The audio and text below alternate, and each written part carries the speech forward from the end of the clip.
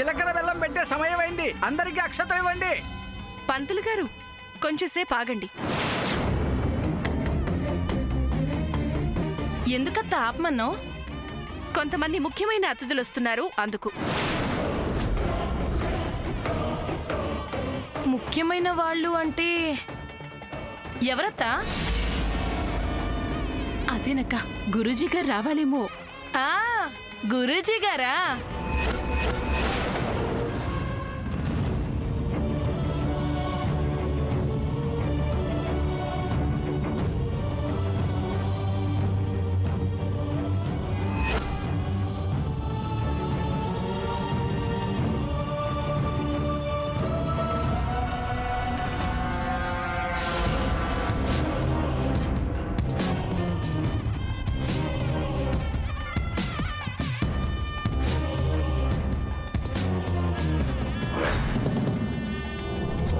అత్తయ్య గారు, మావి గారు, ఏంటిది? కాస్త ఆగండి అల్లుడు గారు, ముఖ్యమైన వాళ్ళు రావాలని అత్త చెప్పింది కదా. ఎవరో వచ్చేదాకా ముహూర్తం ఆగుతుందా? ముహూర్తం దాటాక పెళ్లి జరిగితే అనర్థం అవుతుంది. పెద్దలయ్యుండి మీకు తెలియదా? నీకన్నా అనర్థం ఏముందిరా దుర్మార్గుడా. ఇప్పుడు జీలకర్ర బెల్లం పెట్టిస్తారా, లేదంటే ఏకంగా తాళి కట్టేయమంటారా? అయ్యయ్యో, అపచారం. నువ్వు ఉండవయ్యా. అత్తయ్య గారు, ఏంటిది? పీటల మీద నుంచి లేచి వెళ్ళిపోమంటారా? చెప్పండి. కాస్తుండు బాబు. పంతులు గారు, ఇంకో ముహూర్తం ఉందా కాసేపట్లో? లేకే, ఇంకొక 10 నిమిషాల్లో దీనికంటే దివ్యమైన ముహూర్తం ఉందమ్మా. సరే పంతులు గారు, ఆ ముహూర్తమే ఖాయించేయండి.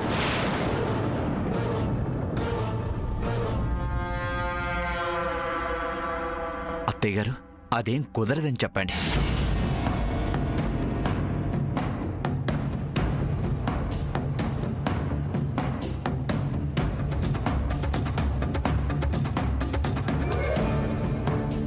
అత్త, జీలకర్ర బెల్లం ఇప్పుడు పెట్టించి మీరు అనుకున్నట్టు మంగళ్య ధారణ తర్వాత చేయిద్దాం. అల్లుడు గారు అలిగితే మళ్ళీ అదొక గోల. నా మాట వినత్తా. అత్తయ్య గారు, ఏంటిది? ఇదేమైనా బొమ్మల పెళ్ళి అనుకుంటున్నారా? ఇంకో 2 నిమిషాలు చూస్తాను.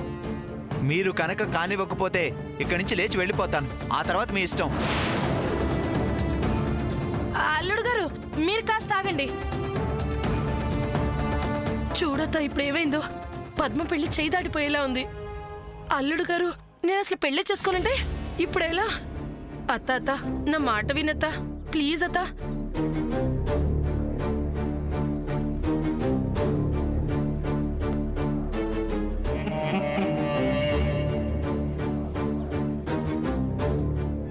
ఏమైందక్క? భజంత్రీలు వాయించండి.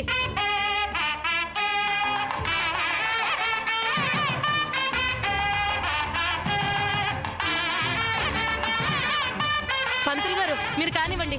ధ్రువంతే రాజావరుణ, ధ్రువందేవో బృహస్పతి, ధ్రువంత కానివ్వండి అల్లుడు గారు.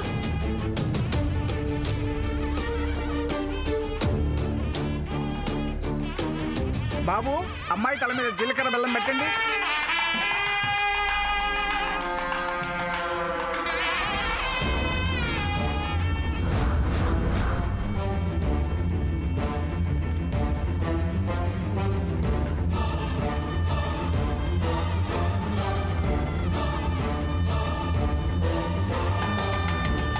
ఆపండి, ఆపండి, ఆపండి, ఆపండి.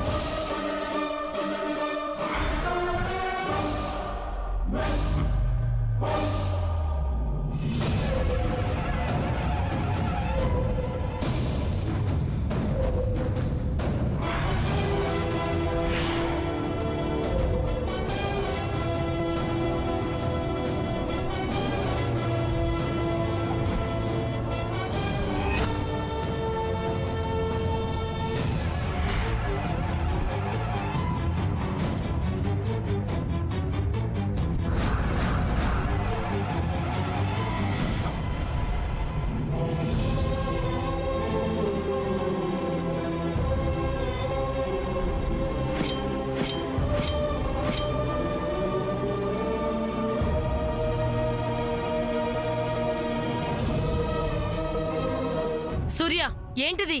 కాసేపు మౌనంగా ఉండండి. అన్ని విషయాలు మీకే అర్థమవుతాయి పెద్దమ్మా. ఏంటా నిజాలు?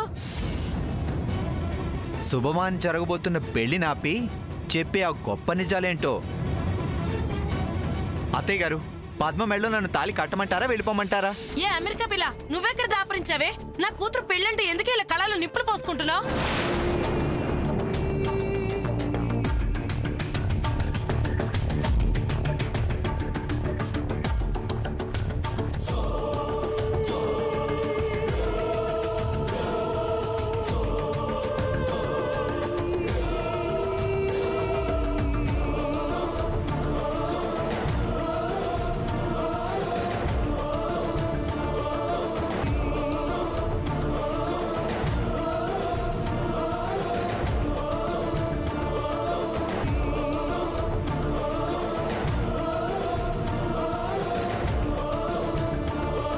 ఏయ్ ముద్రష్టబ్దానా, మళ్ళీ తగలడ్డావు కదే. నేనేం పాపం చేశానే?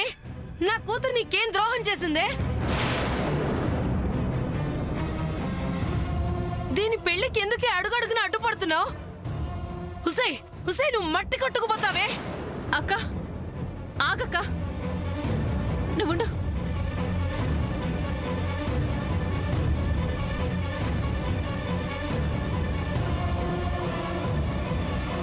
అమ్మ శామ్, మళ్ళీ ఏంటమ్మా ఇది? వాళ్ళ గురించి నీకెందుకు? పడిన అవమానాలు, తెచ్చుకున్న తలవంపులు చాలవా? అసలు అందరితో పాటు ఇక్కడికి రాకుండా నువ్వెక్కడికి వెళ్ళిపోయావోని నేను ఒక పక్క కంగారు పడుతుంటే మళ్ళీ ఇప్పుడు ఏంటమ్మా? నువ్వురా. అమ్మా, నువ్వు కాసేపు మౌనంగా ఉండు.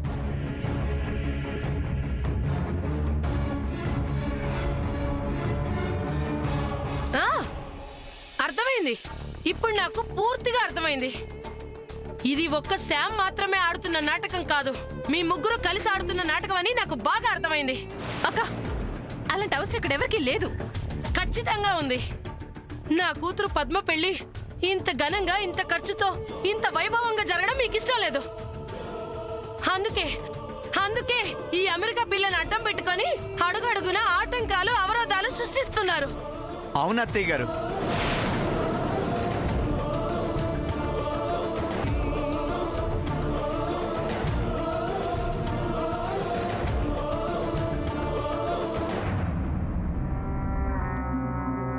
ఆ విషయం మీకు ఇప్పుడు తెలిసిందా? ఇది నాకెప్పుడో తెలుసు. అసలు ఈ నాటకానికి ముఖ్య సూత్రధారి, పాత్రధారి ఇదిగో ఈ సూర్యానే. Mister Manoj, hold your tongue. చూసారా అత్తయ్య గారు, నిజం నోరు నొక్కేయడానికి ఎంత ట్రై చేస్తున్నాడో. ఏది నిజం? మా పెళ్లి ఆపాలనే దురుద్దేశం నీకు లేకపోతే దొంగలా పట్టుబడి దోషిలా అందరి ముందు నిలబడలేక ఇంట్లోంచి వెళ్ళిపోయిన ఈ శామ్ని మళ్ళీ ఇక్కడ దాకా ఎందుకు తీసుకొచ్చాం? చెప్పు సూర్య, అల్లుడు గారు అడుగుతున్నారు కదా, సమాధానం చెప్పు. చెప్పడానికి సమాధానం ఉంటేగా అత్తయ్య గారు. ఈయన గారొక ఫ్రాడ్, ఈవిడ గారొక దొంగ. మీరే అన్నారు కదా, పద్మ పెళ్లి ఇంత ఘనంగా జరగడం ఎవరికీ ఇష్టం లేదని. అయిన వాళ్లే, సొంత బంధువులే బయట వాళ్ళతో చేతులు కలిపి ఇలా వెన్నుపోటు పొడుస్తుంటే మీరు మాత్రం ఏం చేయగలరు అత్తయ్య గారు? అత్తయ్య గారు, ఇక ఈ విషయం మీరు డీల్ చేయలేరని అర్థమైపోయింది. పెద్దవారు, ఇలాంటి విషయాల్లో మీరే కల్పించుకోవాలి. అవును, నేనే కల్పించుకోవాలి.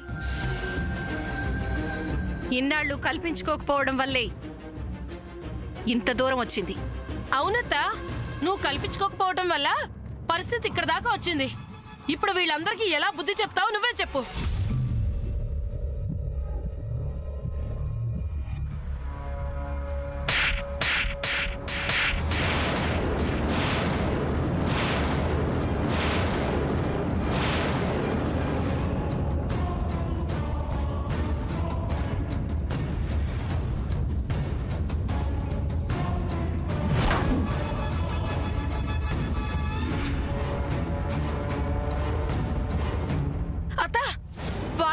చెప్పాల్సింది పోయి ఏంటిది?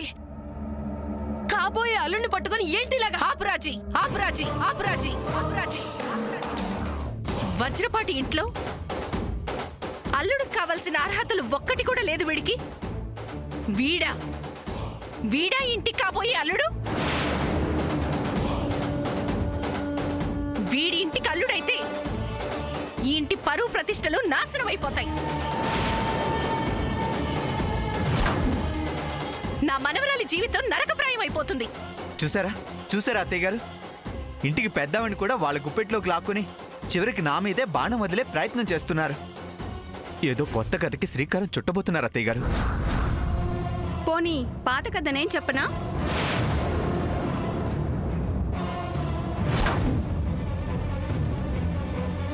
ఏంట్రా అలా చూస్తున్నావు? ఒకప్పుడు నన్ను ప్రేమించానని నా వెంట పడ్డావే, ఆ కథ చెప్పనా? లేక నన్ను పెళ్లి చేసుకుని మా ఆస్తి మొత్తం అప్పనంగా కాజేయాలనుకున్నావే, ఆ కథ చెప్పనా? ఏ కథ చెప్పనురా? చెప్పు.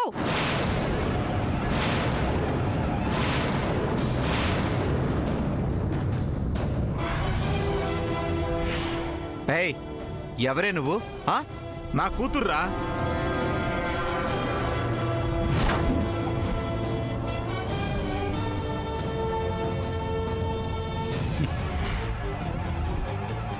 ఈ అమ్మాయి పేరు వనజ. ఈ మనోజ్ విసిరిన వలలో చిక్కుకోకుండా బయటపడిన అదృష్టవంతురాలు. అవును అవును అవును అవును.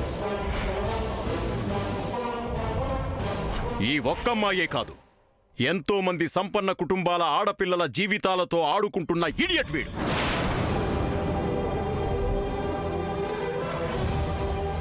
ఒక్క మాటలో చెప్పాలంటే వీడొక నిత్య పెళ్లి కొడుకు.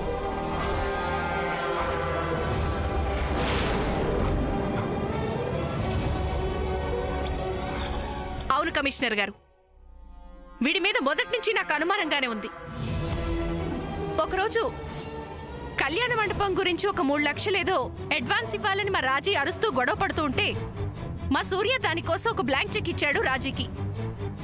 రాజీ దగ్గర నుంచి ఆ చెక్ తీసుకుని వీడు ఆ చెక్ ద్వారా 30 లక్షలు డ్రా చేశాడు.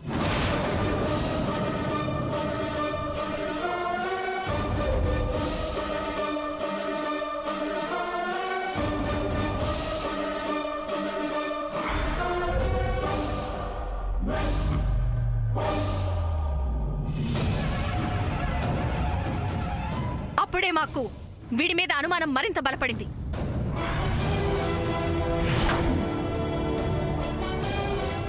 శ్యామ్ చేతిలో నగల పెట్టెతో అందరి ముందుకు వచ్చినప్పుడు ఆ నగల పెట్టెకు తాళం లేదని మనోజ్ అన్నాడు. అసలు ఆ నగల పెట్టెకు తాళం ఉందా లేదా అన్న విషయం నాకు నానమ్మకి మాత్రమే తెలుసు. అది వీడికెలా తెలిసిందే? అక్కడ అనుమానం పెరిగింది.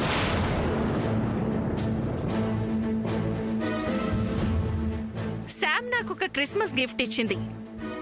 అదొక జీవితానికి సంబంధించిందని నాకు చాలా రోజుల తర్వాత తెలిసింది.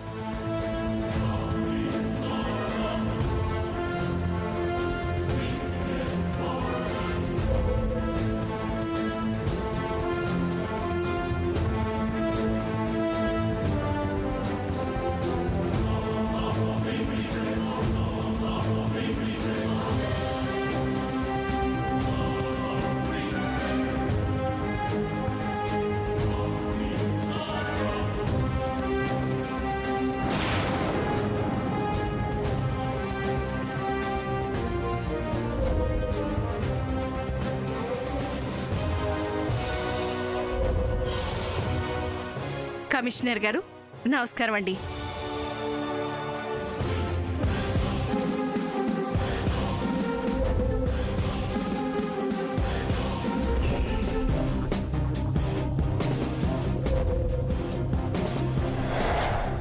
सेठ जी, मैं सावित्रमा बोल रही हूँ.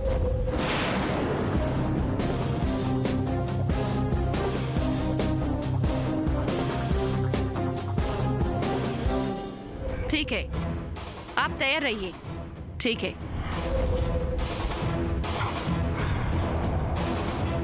అక్కడి నుంచి అన్ని విషయాలు ఆరా తీయడం మొదలు పెట్టాను. ఆ తర్వాత ఈ వ్యవహారం ఏంటో తేల్చమని సూర్యకు చెప్పాను. ఆ తర్వాతే నేను కమిషనర్ గారికి ఫోన్ చేసి సీక్రెట్గా ఎంక్వైరీ చేయమని చెప్పాను.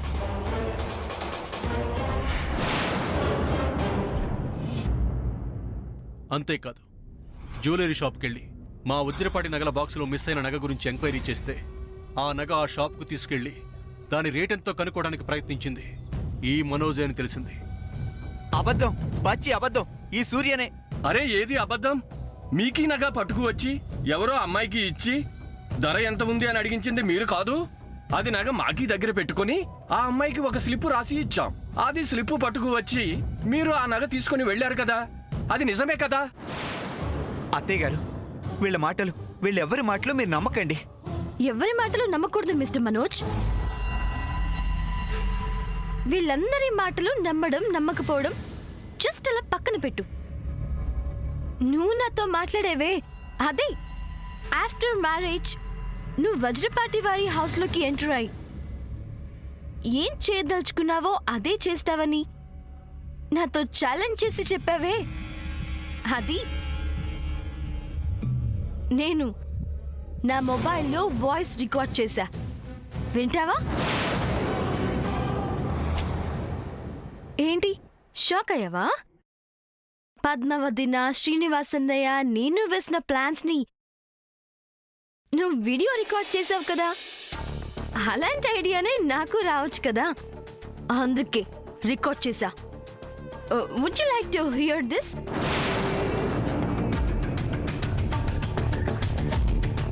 త్వరలో నిన్ను ఈ ఇంటి నుంచే బయటికి పంపించేస్తాను. చూస్తూ ఉండు.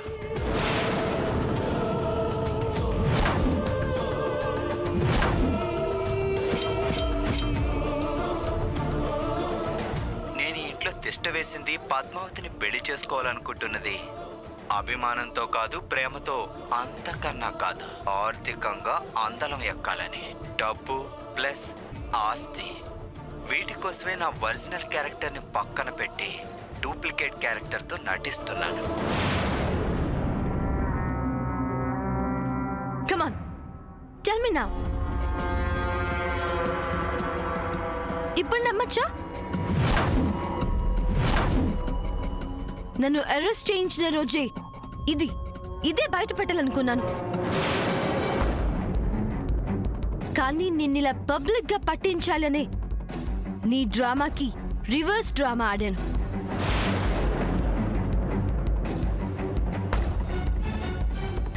అందరూ కలిసి ఒక్కటై పద్మకి నాకు పెళ్లి జరగకుండా అడ్డుకోవాలని ప్రయత్నిస్తున్నారు అత్తయ్య గారు. అత్తయ్య గారు, మీరేం మాట్లాడరేంటి?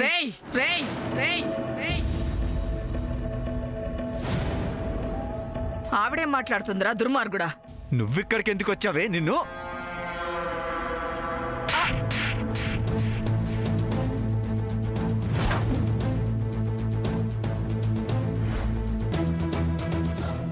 నోర్మోయ్. అయ్యలారా, అమ్మలారా, వీడిని కన్న పాపాత్మురాలి నేనే చెప్తున్నాను. ఇలాంటి నీచుడు, దుష్టుడు, దుర్మార్గుడు మరే తల్లికి పుట్టకూడదు. వీడి స్వార్థం కోసం కన్న తల్లిని కూడా చంపడానికి వెనకాడడు.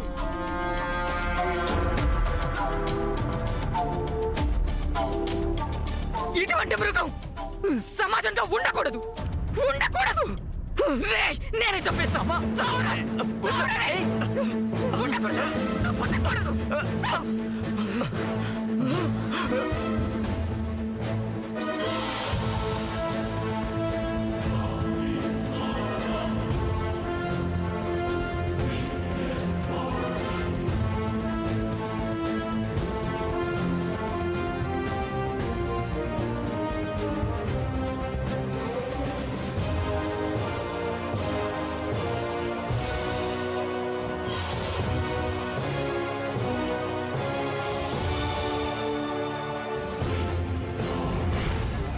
చూసావా రాజీ, ఇన్నాళ్ళు నువ్వు వాడిపోసుకున్నావే, ఆ పిల్లే ఇవాళ నీ కూతురు జీవితాన్ని కాపాడింది. అమ్మ శామ్, నా కూతురు జీవితాన్ని కాపాడు. నీ మేలు ఎప్పటికీ మర్చిపోలేనమ్మా. అయ్యో అత్త,